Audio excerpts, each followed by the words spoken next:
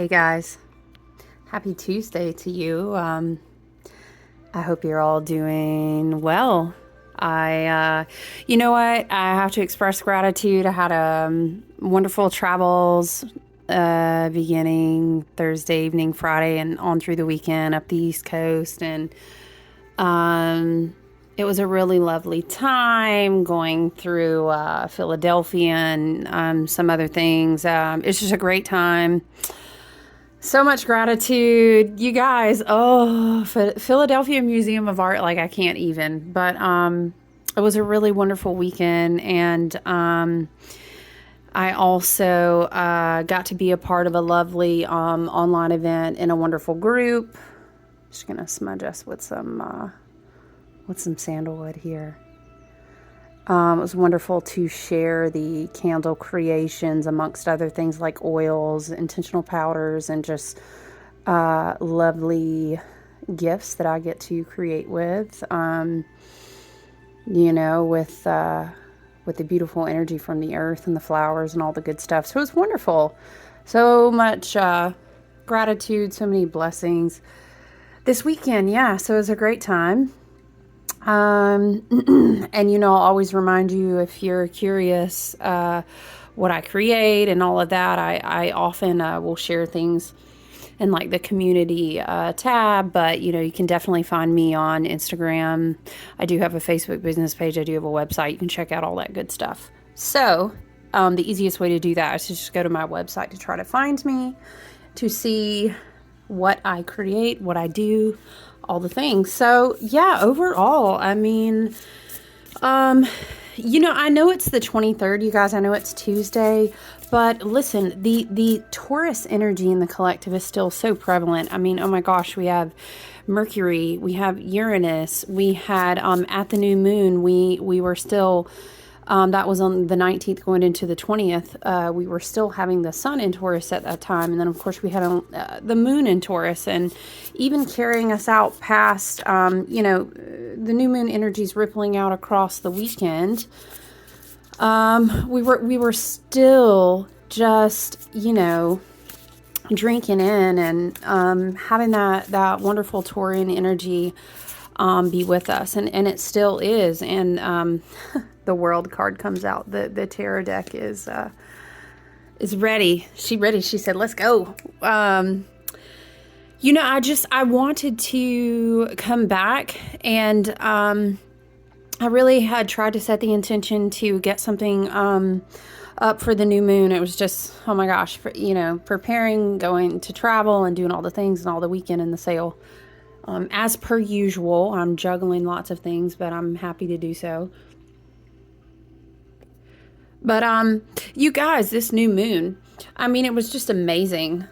I mean, it was so beautiful, and there were just points that are so special and so important. Psychic, okay, spirit, cyclical completion as the World card comes through. Also, I love to see this card because I was going to talk about the Pleiadian influence, that is coming in to sort of follow up with the new moon, to sort of follow up all of those activations and those seeds, being planted during our eclipse season. Really, the energy pocket there of the eclipse season is still very, very, very strong until the next moon cycle begins, which happened with our new moon in Taurus. Depends on where you are, it's the 19th, but I really feel that those windows ripple out. You've got, potent energy 24 hours leading up to, 24 hours afterwards, and then on through a couple days as well. So yeah, I mean, I think it's important enough that we take time to go back and chat about that new moon, a little bit. Because it was so powerful, you guys. It was, and this new lunar cycle that we're opening, that is just so full of abundance. It's a lot of Gaia, Earth, crystalline energy, type of embodiment type energy. This new moon in Taurus, and again, just like the new moon chart, we still have so much Taurus energy that was influencing the new moon as well as right now. You know, at the time of the new moon, we had Jupiter, which had just moved into Taurus. We had our North Node in Taurus. Mercury. There's an important placement of Vesta, which is kind of like a priestess. It's an asteroid. It's not a planet, but it does. It's a very interesting one to learn about in astrology, Vesta, because again, it plays into this Gaian, you know, Earth, Gaia embodiment energy as well. And then, of course, obviously, at that time, the sun was still in Taurus and the new moon was in Taurus. So it was like, whoa. I would encourage you right now, again, even though we're multiple days out from the new moon, this is the energy that sets the stage for this moon cycle. Excuse me. So I would encourage you, go check out your chart. And I know an astrologer, hi, who's happy to help you. If you're curious, you know, do you have big hitter planets? Do you have personal planets? You know, do you have houses that are affected? We can even get so specific as to where we can look at degree points and we can look at your natal chart, your own individual unique energetic signature to see, you know, is this, where does Taurus fall in your chart and what is their influence? So it would be a great thing to look at during this moon cycle. To intentionally work with that energy in your own evolution and your own growth and so on. But, it was just, you know, this new moon to enter this moon cycle, especially again, after, parting from our, previous lunar cycle where we had our first eclipse season, which we opened with that huge, big, powerful, rare hybrid eclipse. And then we had our lunar eclipse in Scorpio. So this is what we're coming off the heels of. And of course, as I love to educate you guys and remind you, this energy will reverberate out with a huge eclipse season like we had, especially with the rare hybrid. We're talking about years that these solar light seeds were planted, that they will still be taking root. And we've kind of unpacked that in other videos. But we did have this new moon in Taurus that did conjunct Uranus, sextile Neptune, and trine Pluto. So we had this interesting harmonious combination with this Uranus, Neptune, Pluto.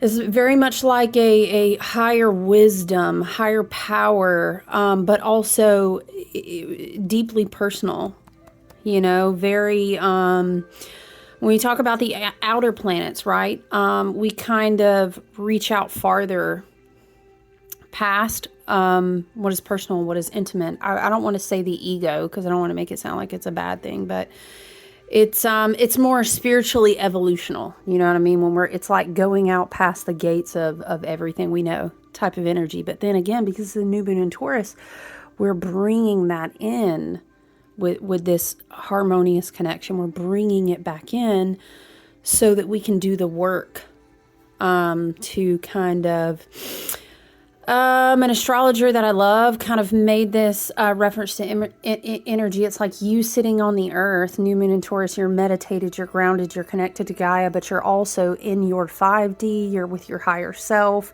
When we have harmonious sextiles, harmonious conjunctions, when we have these energies involved like Pluto, like Neptune, like Uranus, it's like having a spirit journey where you travel out and you kind of get a vision. And then you bring it back in so that it can guide you. And then, of course, it helps you with healing of the ego. It helps you with transforming and bringing that, again, Taurus everywhere. We're bringing this back down into where? The body.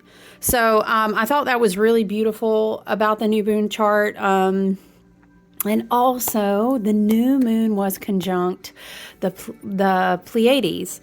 And so, you know, that's the whole, oh gosh, we're not going to unpack Palladian and light codes and galactic family and all that. We're not going to do this in this video, although we should do like a series or something, because that would be amazing.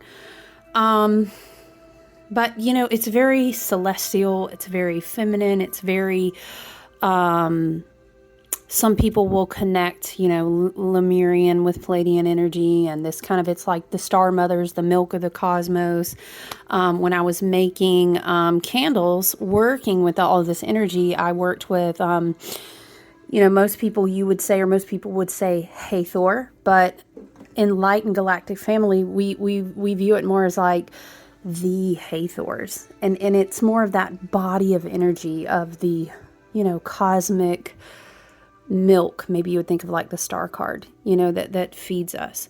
So I love that we had these conjunctions, that we had this Uranus, Neptunian, Pluto energy, right? And then we also had this Palladian influence with a conjunction. It was just, hold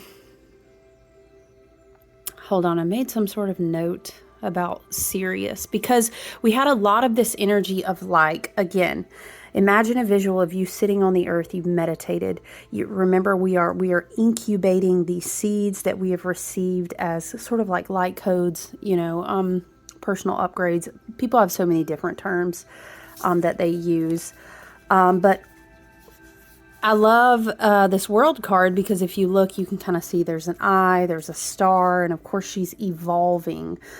She has completed many cycles, be they karmic, be they whatever the case may be of the cyclical completion. She is in her evolution to the next stage.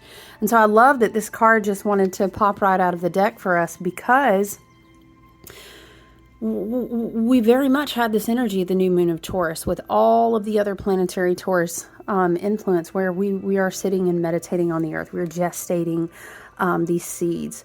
We are in this year of the 7, which is the Chariot card, and we've talked about that in videos past. We are the charioteer in our own journey to kind of bring our light back home to ourselves. And it's like preparing the house to receive something new. And we've kind of been in this work, and now we have the seeds. And again, you can go back and see other videos. We talked about the solar flares. We've talked about the hybrid eclipse. We've talked about a lot of activations where the light bodies, and you can think of this, if it helps you, more of maybe like frequencies or vibratory, or the vibrations of energy, right? That your physical body is being attuned to be able to hold.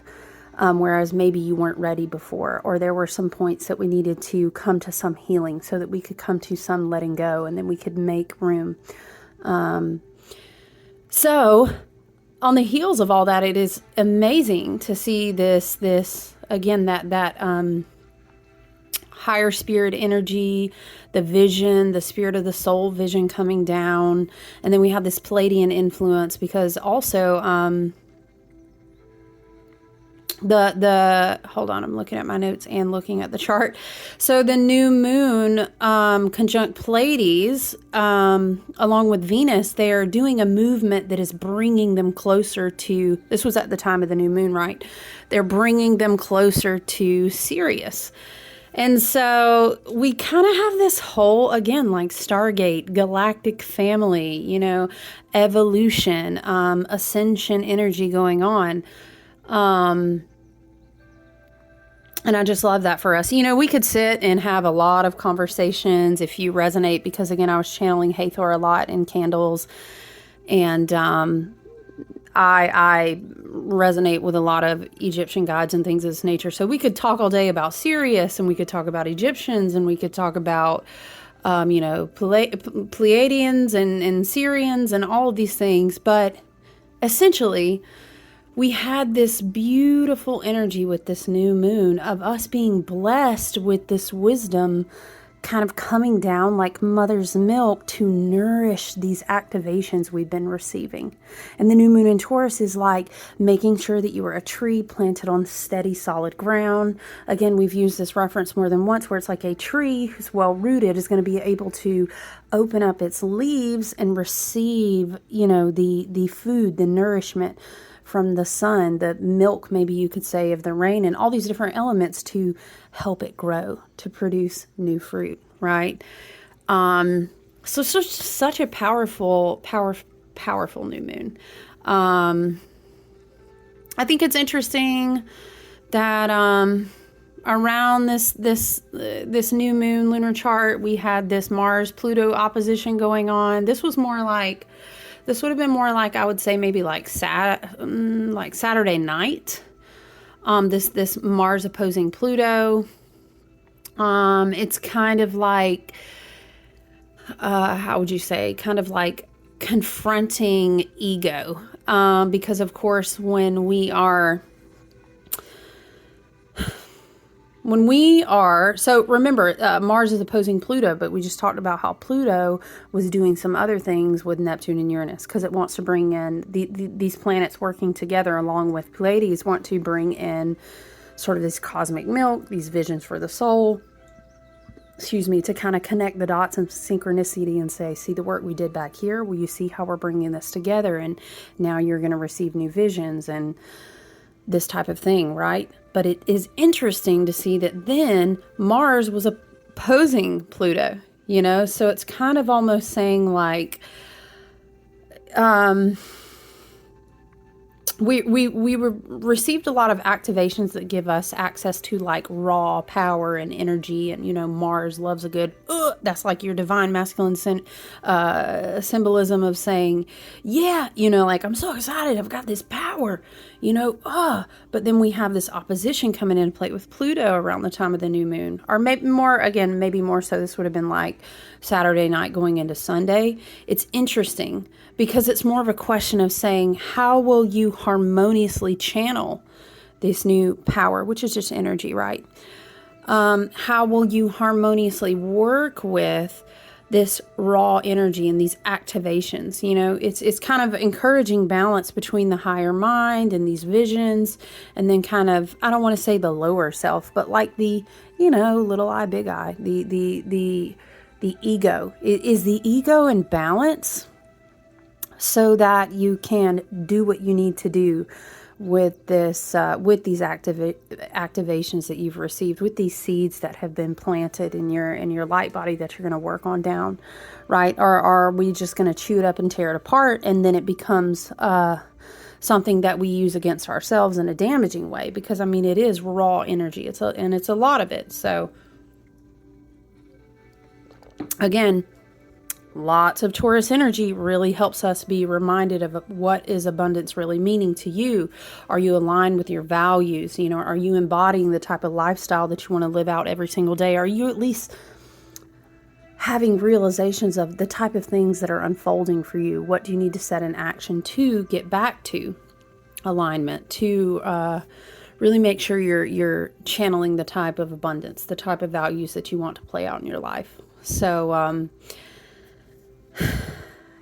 it can't be said enough with the ton of Taurus energy in the collective right now, especially in the chart for the new moon, that there's just so much healing on a deep, deep, deep, nourishing level that we have access to right now, that we can choose to embody right now.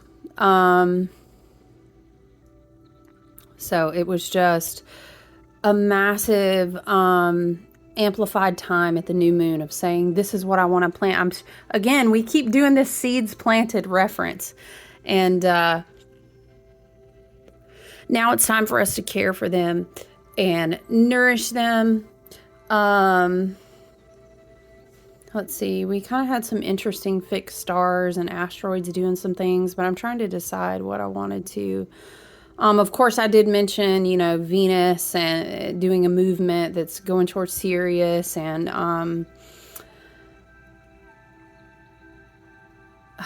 there's so much that we could go into. We could go into Urania and the story of Aphrodite, which is linked to Urania. And again, it's just another note of influence of divine feminine energy, which is very galactic, but also very much connected to the magnetic crystalline grid of the earth. It's very much like there is so much higher. Imagine, if you can get kind of shamanic with me here, right? The tree of life, or if it helps you, let's not do Kabbalah right now. It's way too heavy. Okay. You can go Lion King with it, I guess. You know, it's a circle of light. You remember the Pandora? I don't know. Pick a movie. The big tree. It has high realms. It has middle earth realms. It has lower underworld root realms, right? Okay, so this tree, you know, I'm the tree. You're the tree. I am that I am, and so are you, right? Stay with me here. They're so much higher. Celestial, 5D, Stargate, Galactic, you know, the Hathors, the Mothers, the Palladian, okay? We're up here.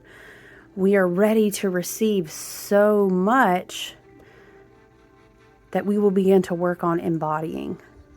And essentially we can use terms like ascension, which is just your light body coming into harmony, and us understanding that we can embody higher and higher vibrational frequencies to match more and more closely, hence the age of Aquarius, our light bodies, our most genuine, our most authentic, our most loving, our most compassionate, our most pure, our most healed version of self. Okay, like, are you gonna great, so what you're saying is after this moon cycle I'm gonna wake up and I'm gonna be like, whoa, when I look in the mirror? And that's not how it works. We've already talked about on this agreement that we have contracted to be in this dimension right now.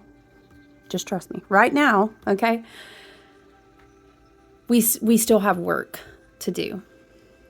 So what it is, though, is this new moon chart and this weekend and the way that it unfolded, you know, leading us on again through Saturday evening into Sunday is, and we even got that little gut check, that opposition with Mars.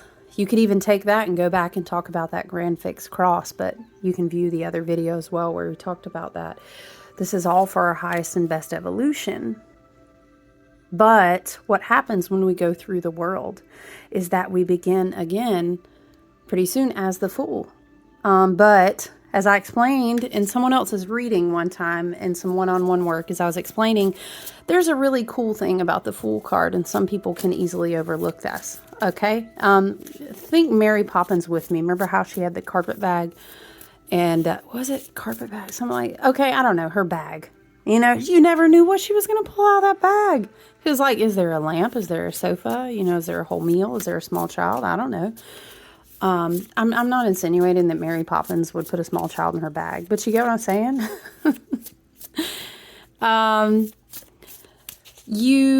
The Fool is a sort of a trickster. He's a jester spirit, right? He plays things very aloof because he understands that he's also the inner child, and that the ability to have joy and laughter is the ultimate healing tool, right? One of the best tools for alchemization. But you don't ever know if you're looking at the Fool. Like, how many times has he started this journey over now? Okay, and I know he's got that little knapsack, the little handkerchief bag is thrown over his shoulder. His dog, you know, they're chilling, they're laughing at something. Does he even know he's jumping off a cliff? Is he like 700 years old and this is like, you know, his 200th start on a new hero's journey? You know, what's he carrying in his bag? Nobody knows. Nobody knows with the Fool, you know. Is he carrying like, you know, a philosopher's stone? Is he a newbie? Is his bag empty? You know, and who knows? You don't really know when you talk to the Fool because he's just in jest and he's going with the flow of a new cycle.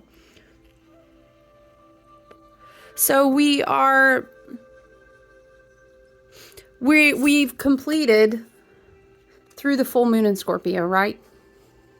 We've talked enough about, I've explained, we met with our ancestors, with our higher Stargate galactic family, with our monadic self, our higher self, I am that I am. We sat at the table with self, because ultimately all of it is you. Okay, hold on. Pan out with me, but come back in. We sat at the table. We signed new contracts. We understand now. And even though that's not going to all feel perfect the very next day, what we're doing now with this new moon in Taurus, with depending upon where you're at in your journey, what kind of contracts you came into this lifetime with, what your mission is. And I'll remind you that I'm happy to work with you in your natal chart because we can dig into places there. It's much like an Akashic Records. It's much like your book of life, you know. People always be like, Can I sit with my ancestors and guides and understand why did I sign up for this? Yes, you can actually. And I would love to take you there in your natal chart, but let me digress. So now we are the Fool at this new moon in Taurus, with Taurus and Taurus and Taurus energy everywhere we look.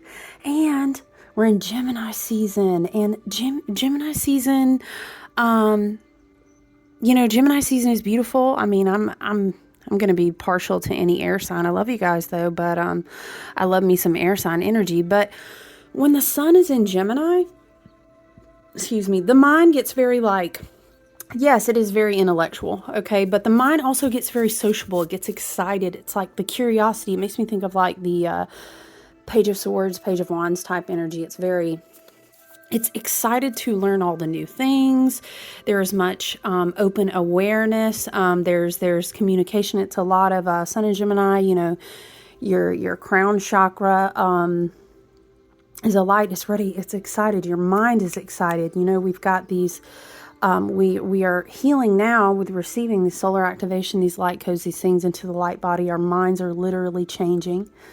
Some may have more awareness of this than others, and some may have zero at all, but it still is happening on different levels for us all. Think of like literal new brain synapses happening in real time. I mean, of course, the more that you can practice knowing yourself, working on your healing so that your wounds aren't clouding your perception, the more self-aware you can work with what's happening right now. Does that make sense?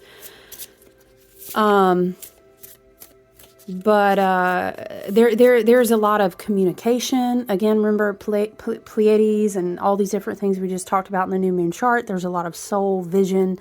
There's a lot of things coming down from the spirit guides, from the higher self, from different archetypes that you work with, from your own higher monadic self that is connected with, the grand central sun's ultimately connected with Sirius.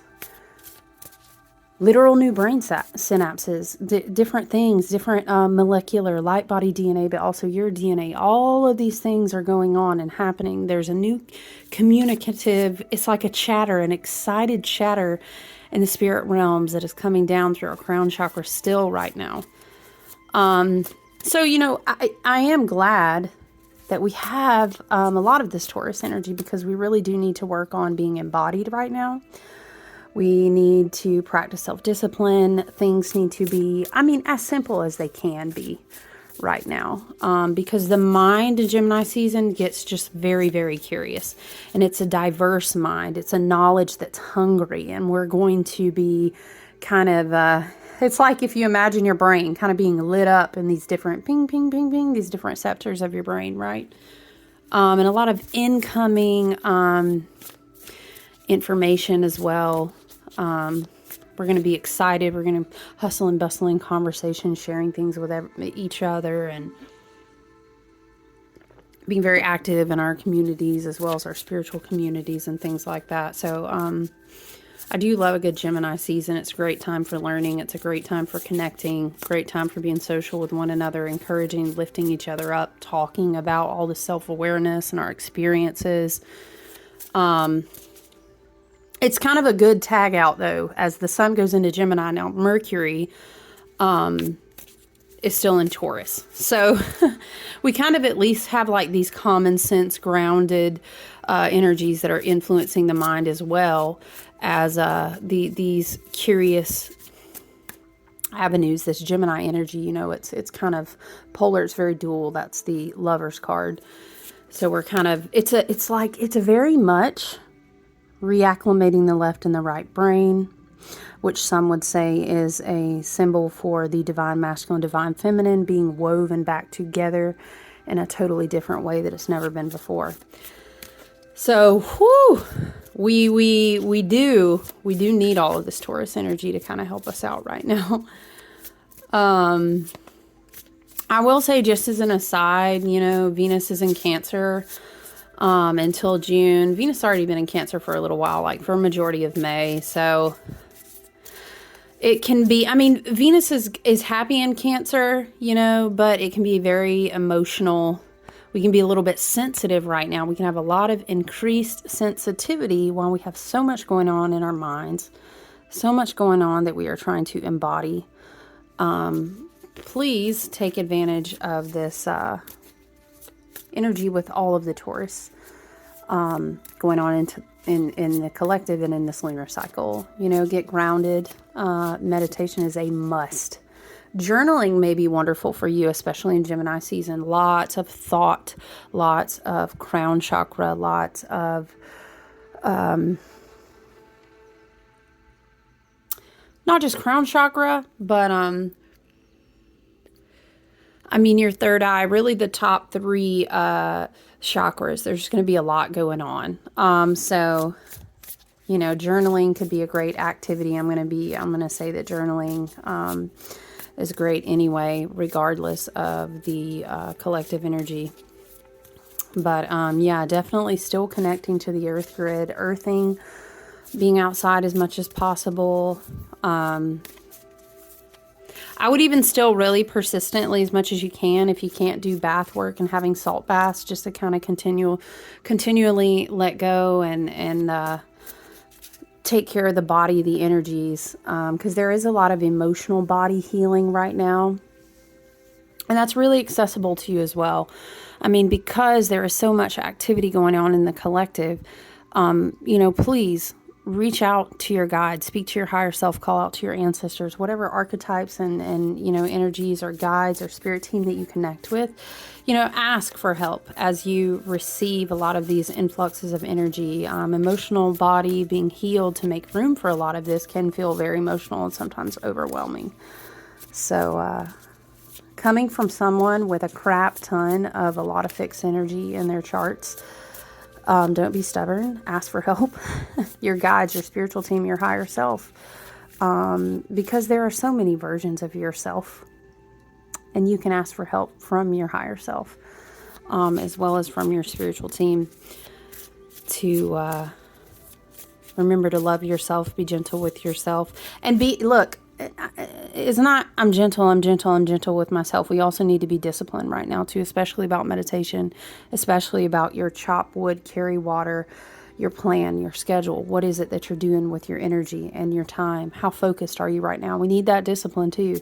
You know, I'm always a stickler for balance, and I hate to say, you know, constantly be gentle with yourself. Yes, but being gentle with yourself has more to do with how you treat your inner child, how you allow the voices to speak to you in your mind, how you allow your old wounds that are slowly falling away and healing and evolving to kind of, they want to get hungry, they want to come back because they're not being fed. You know, the story about the dark and the light wolf, which one you feed. This is more what I mean when I say be gentle with yourself, right? Be gentle with your inner child. Be gentle with the way you talk to yourself in your own mind. That's very Gemini too. Your inner voice. How do you speak to yourself, right? Because that's probably the person you talk to more than anyone else ever, all day long. But don't be gentle yourself out of disciplining yourself. You know what? This is my value. This is the vision that I saw. These are the synchronicities. These are the messages that I've been getting. And I know that when the other voice comes to speak to me out of fear, out of woundedness, out of weakness sometimes, I have to go back to I know why I'm chopping this wood. I know why I'm carrying this water. I know I saw what I saw. I know I felt what I felt. I know where I'm going. This is what I mean when I say we still have to be disciplined, right? We do have Mars. Mars shifted into Leo on the 20th. So we do have that energy that's kind of, you know what? Yeah. We were just talking about being disciplined, right? We kind of have this additional fire. We just got to be careful with. But it's this. Yes, my drive is strong. My passion is high. I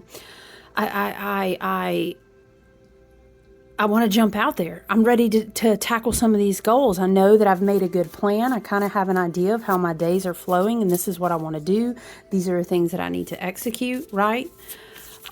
Just be careful. Mars and Leo on the shadow side, I'm just going to say, you know, this can get like super... It can unexpectedly sneak up on you, especially if you have a lot of fire signatures in your chart.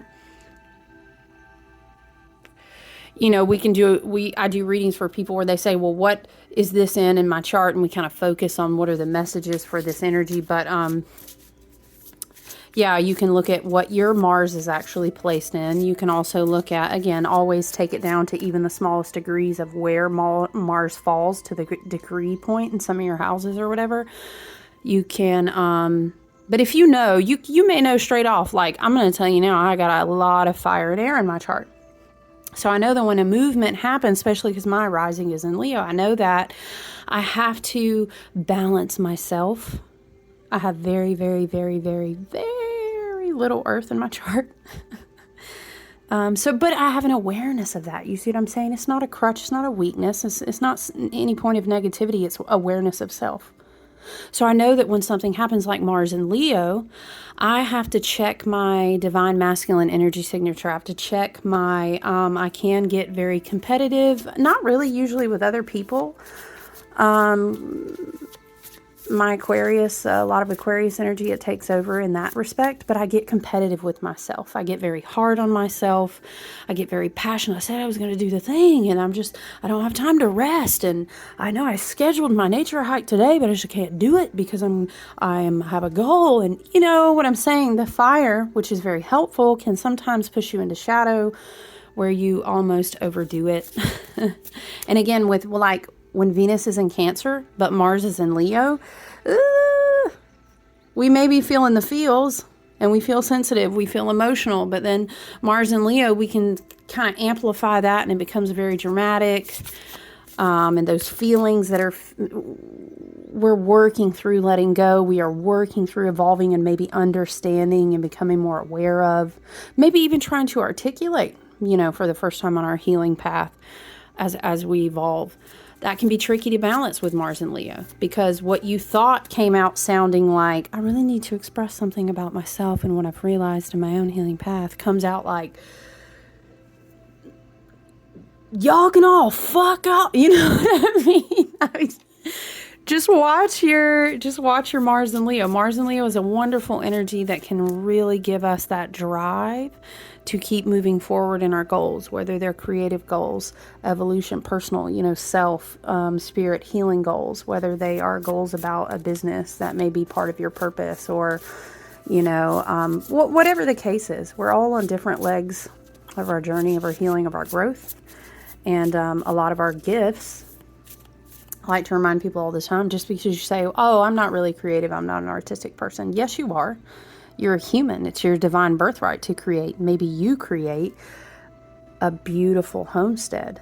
Maybe you are a nurse that goes in and serves the collective in your creative ability to listen to people as you heal their bodies. Maybe you don't paint art or craft a candle or have a role where you do divination. Maybe you're a storyteller. Maybe you affect the pictures in the collective mind of people's psyches because you tell stories, or maybe you write, or maybe you do service roles in your community. It doesn't mean you're not creating. We all exude, you know, our creative energy, our willpower in this dimension, on this plane, however you want to view that, in different ways. And so Mars in Leo is very, you know, it's fire. Think of the wands and the tarot, your energy, your chi, your Mirakesh, how you go out and push that forth into the world. We can get a lot of drive, a renewal of willpower, of spirit, you know, and we can kind of say, you know, I think I'm ready to take that risk. But again, just being mindful that on the shadow side, we don't want to get too dramatic. We don't want to turn our sensitivity into being the center of attention. What a spirit is kind of showing me is like a picture of somebody just climbing up on the soapbox and getting kind of all frenzied up, you know, in their emotional sensitivity and their beliefs, and then putting too much fire behind the wrong things, and your chariot kind of having a crash there. So just be careful with that energy. You know, we really could go on about Jupiter being in Taurus, but I love that. I'll say a side note, though, about Jupiter being in Taurus when we also have Uranus in Taurus. We have Uranus and Taurus. Okay, so we've got Uranus and Taurus, which, I'll just put a pin in this and say, just watch your money.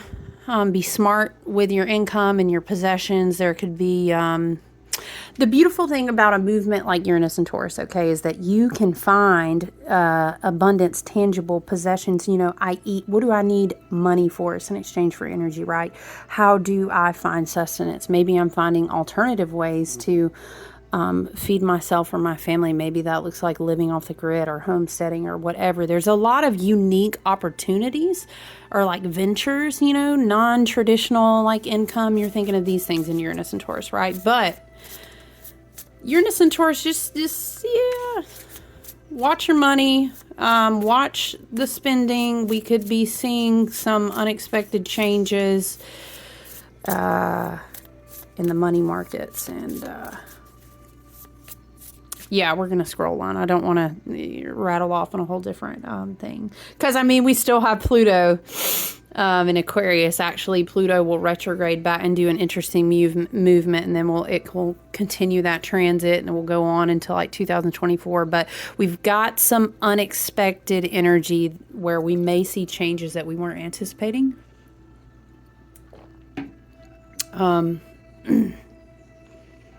So just be mindful of your income. Be mindful of your spending. Be mindful not to carry any possessions that you don't need. Live as simplistic as you can. And that will be a strong point for you. Being self-sustaining as much as you possibly can. And sometimes that looks like a journey that unfolds over time as well. You don't wake up tomorrow and pack for a move and then you pack your whole house up in a day and then you move. That's not how I move. That's not how a change and transition works. But the more that we can slowly teach ourselves to be more self-sustaining, to be more alternative thinking. How do I eat? Where do I get my food from? When I go to work for money, what is it that I exchange my energy for that I really need? How can I make that more simplistic? How can I become more... And self-sustaining can also look like, what do my local communities provide me? If I am going to take exchange my resources, my energy in exchange for time, whatever the currency will say money, right? How can I go into the community and see what is close to me? What if by the end of the summer, no shipments were coming in? How would I get food if I didn't go to a big grocery store? What's accessible to me? How simply can I really live? What do I really need to feel abundance? Okay. Those are wonderful journaling points too, also with a lot of Taurus influx right now. What is abundance to me? Let's do an Abraham Hicks exercise. Okay, I do this in one-on-one work. What is abundance to me? I feel abundant when I feel free. Okay, let's work from the freedom point, right? Or I feel abundant when my family is safe, we can eat well, and things feel stable. Okay, well, what do you really need to say that you eat well? What do you need to feel stable? This is how we trace things back to the root. We work on our understanding of abundance. This will activate a lot of these seeds that we've been given to better understand how much of our own power really lies in our own hands. But we kind of have to break down some of these old ideas and concepts of, why do I go there to shop? Why do I eat this thing? And we can kind of play with some of these concepts, and then we surprise ourselves at how resilient our communities are, how well we can self-sustain, we learn from one another, etc., etc. So what else? Yeah. And then as a note for Jupiter, in Taurus, and then, I've been shuffling these cards for a minute, but I guess they said they felt like the world was a sufficient card to talk today.